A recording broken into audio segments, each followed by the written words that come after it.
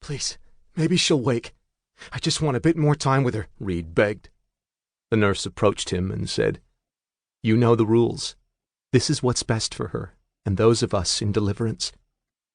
The men walked farther into the room.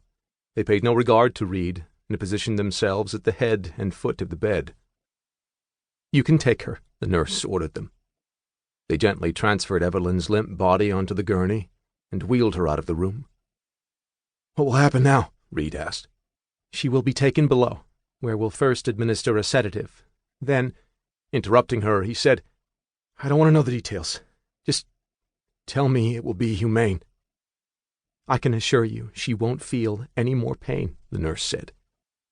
"Now, if you'll excuse me, there are a few more patients for me to attend."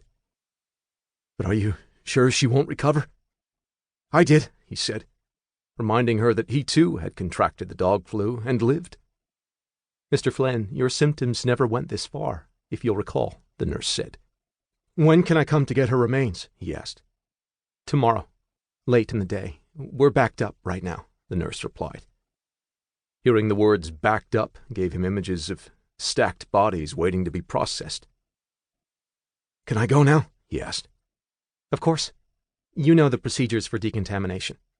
Please make sure you follow them to the letter," she said, and walked to the door. She stopped and said, "Mr. Flynn, consider yourself lucky. You're immune." He thought about giving her a curt reply, but decided to keep his interaction with her professional. How could anyone at this time think he was lucky? He just lost his wife, the mother of his only child. What future would Hannah have in this world? A future that now left her without her mother. He somberly walked down the hectic hallway of the infirmary and into the decontamination room. He methodically went through the rigorous process and appeared on the other side, wet and naked, but clean and virus-free. He got dressed and exited the facility to find the midday sun high in the sky. He stared into the cloudless blue sky and found it odd that on any other day he'd comment about how beautiful it was, but mustering words like that seemed impossible. He walked down the street towards the daycare center. All he wanted now was to hold Hannah, who was 6 months old. He passed a cafe and caught a glimpse of the patrons huddled around a television. Curious, he stepped inside to see what was so captivating. On the television screen, a reporter was frantically talking.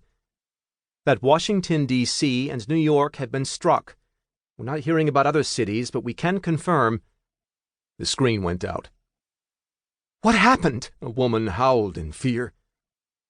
Reid didn't need to see any more. He knew what had happened. He turned and walked out. It now seemed that not only had he lost his wife, but the world itself was on the verge of destroying itself completely. He rushed down the street, passing distraught townspeople, who were now getting the word that something horrible had just occurred back east.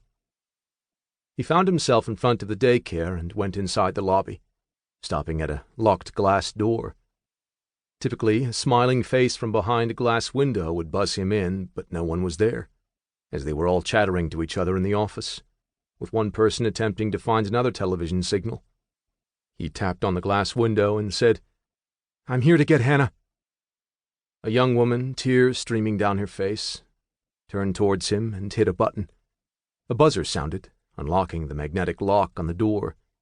He opened it, and was instantly hit with the sounds of crying children.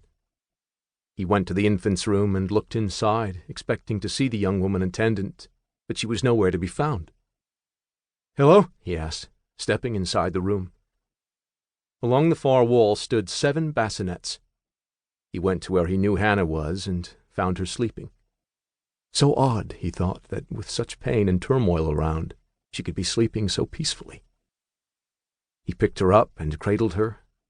Holding her close, he said, "How's my baby girl?"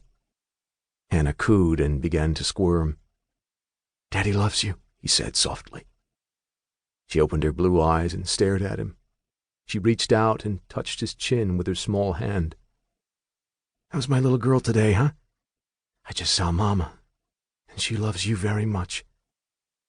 Hannah opened her mouth and let out a squeal of excitement, followed by more coos.